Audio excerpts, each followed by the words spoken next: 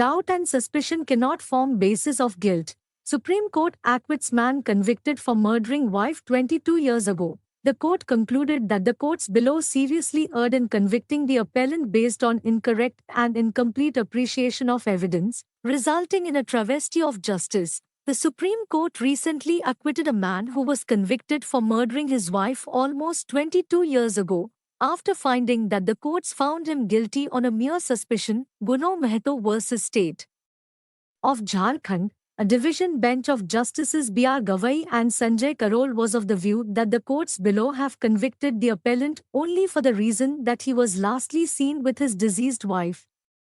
The circumstances linking the appellant to the crime are not proven at all, much less beyond reasonable doubt, it added. Suspicion, howsoever grave it may be, remains only a doubtful pigment in the story canvassed by the prosecution for establishing its case beyond any reasonable doubt. Save and except for the above, there is no evidence, ocular, circumstantial or otherwise, which could establish the guilt of the accused.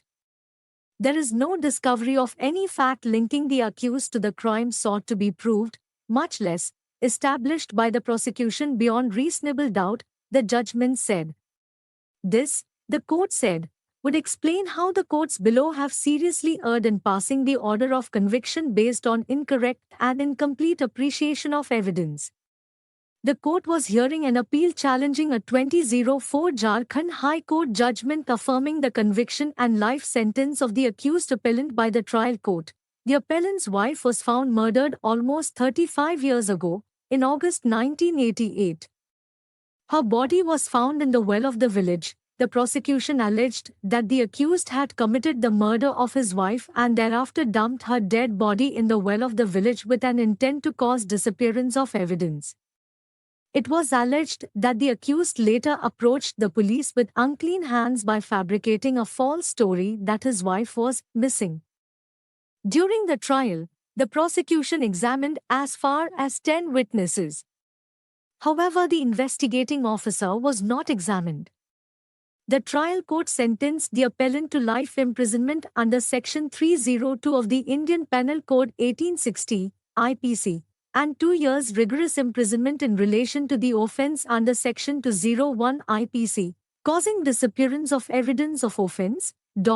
On appeal, the High Court affirmed the conviction and sentence of the trial court. The High Court had relied solely upon ocular evidence of 3 witnesses. This prompted the appellant to move the apex court. Considering that entire case was based on the circumstantial evidence, the court referred to its decision in Sharad Birdhichand Sardawi, State of Maharashtra, 1984, in which it laid down essential conditions to be fulfilled before conviction of an accused can take place based on circumstantial evidence. The court noted that the investigation officer was not examined. Moreover, there exists no evidence, ocular or documentary, to show that the appellant caused the disappearance of evidence by giving information to the police. After examining the testimonies of the prosecution witnesses on the basis of which the appellant was convicted, the court noticed that none of the witnesses have stated anything against the appellant in relation to the crime.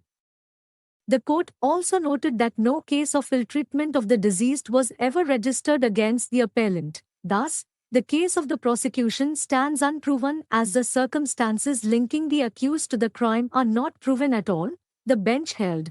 The courts below presumptively proceeded with the acquired assumption of the guilt of the accused for the reason that he was lastly seen with the deceased, and lodged a false report, forgetting that as per the version of the father of the deceased, father of the accused had himself apprised him of his missing daughter, at least 2 days prior to the incident. Doubt and suspicion cannot form basis of guilt of the accused. The circumstances linking the accused to the crime are not proven at all, much less beyond reasonable doubt. The court thus concluded that the courts below seriously erred in convicting the appellant based on incorrect and incomplete appreciation of evidence, causing serious prejudice to him, and also resulting in a travesty of justice. Accordingly, the court allowed the appeal and set aside the orders of conviction passed by the trial court and the High Court.